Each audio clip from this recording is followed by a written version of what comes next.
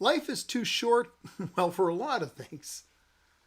When you forget how short life is, you lose perspective. And without the proper perspective, it's easy to forget which things are truly important. Hey, welcome to Mornings with Bishop Robert. Thanks for joining me. My goal is to introduce people to the Jesus they never knew, that help them get to know Him and His Word personally and better. So if our time together today speaks to your heart, let me invite you to like, subscribe, and also share this with a friend. So grab a cup, lift it up, and let's talk about some things life is too short for.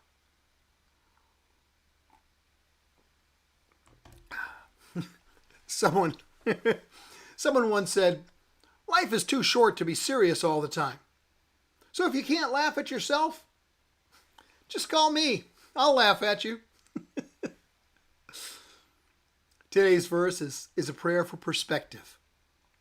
Teach us to realize the brevity of life so that we may grow in wisdom. Life really is too short for a lot of things.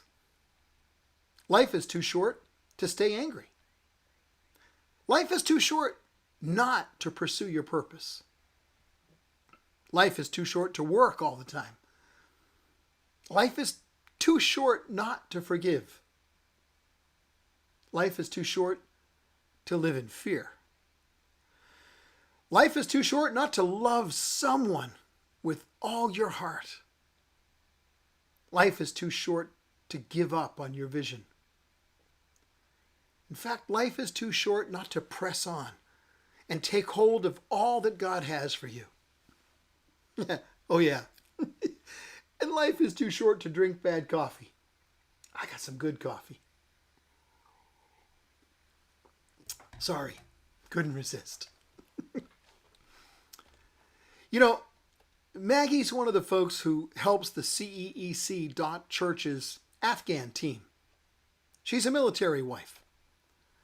I regularly get messages from her about families moving from Afghanistan to, well, other locations.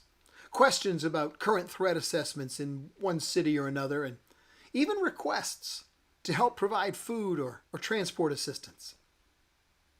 But a few days after Christmas, I got a message from her that just literally brought me to my knees.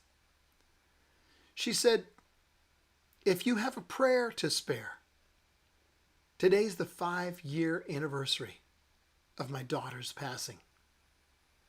And it was accompanied by photos of a precious young girl. Well, I immediately called Maggie, and she and I prayed and cried together as her husband and her family listened in. She said that she had come to take comfort in the fact that her child had passed away right after Christmas, because it was as though her daughter had been a sort of a special gift to God. Yeah, you heard that right. A gift to God. That's a perspective inspired by wisdom. Teach us to realize the brevity of life so we may grow in wisdom. Joseph Tson is a Romanian pastor who was exiled for his stance for the gospel of Jesus Christ and against the brutal dictatorship of President Ceausescu. At one point, he spoke about a time when the Romanian secret police, the RSP, threatened to kill him in his pulpit the following Sunday if he dared to step into it to preach. He said, that'll really help focus you as you prepare for the sermon that might be your last. Joseph had the brevity of life in absolute focus. Well, as it happened, the RSP didn't kill him that Sunday, but they did arrest him. His perspective is best illustrated by what happened during his interrogation. The RSP again threatened him with death if he refused to stop perverting the nation, they called it, with his preaching. Well, here's the gist of his reply as I remember hearing it from him. He said, you threaten me with death because you don't know that I've already died. I've been crucified with Christ. I no longer live, but Christ lives in me. The life I now live in the body, I live by faith in the Son of God, who loved me and gave himself for me. Many of my messages are on tapes. Tells you when he said this, right? That was quite some time ago. Many of my messages are on tapes, and they're all over the nation. If you kill me, you're just going to sprinkle my blood on them.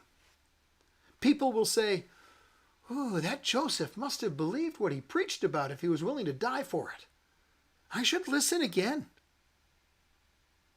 When you kill me, you magnify the effect of my preaching 100 times over, and I'll be immediately in the presence of Jesus. So you're threatening me with victory, reward, and glory. Go on, do it. Well, the RSP refused to give him such a victory, and they released him. And Joseph grew in wisdom. Lord, teach us to realize the brevity of life, that we may grow in wisdom. You're probably not going to be arrested and threatened with death for preaching the gospel today. Probably. But you and I both face the same ticking clock. Life is short. We only have so much time to do what we've been called to do, to become the one we've been created to be. The thing about life is that it's too short. Life is too short to let non-essential things distract you from your true calling and purpose. It is too short not to give Christ all you have to give, and to let him use it in ways that will be more fulfilling and world-changing than anything you could possibly imagine. What are you pouring your life into right now? What has the focus of your attention, your dedication, your finances, and your heart? How will what you choose today impact your tomorrow or someone else's tomorrows? How are you impacting eternity? You can't impact eternity, you know. You were created with a purpose. You're a masterpiece of God's grace. Ask him. He'll fill you, lead you, guide you, and equip you. Life is too short. It's too short not to be who Christ called you to be.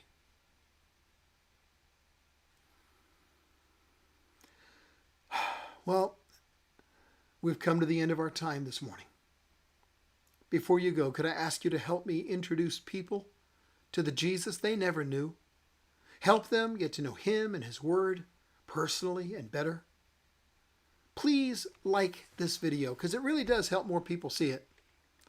Also, click follow or subscribe so you and I can get together every day. One more thing. Please do share this video with a friend. Do it now. Do it today, would you please? Because as you do, you're part of the team. We're touching hearts all over the world with the love of Jesus. Thanks for helping.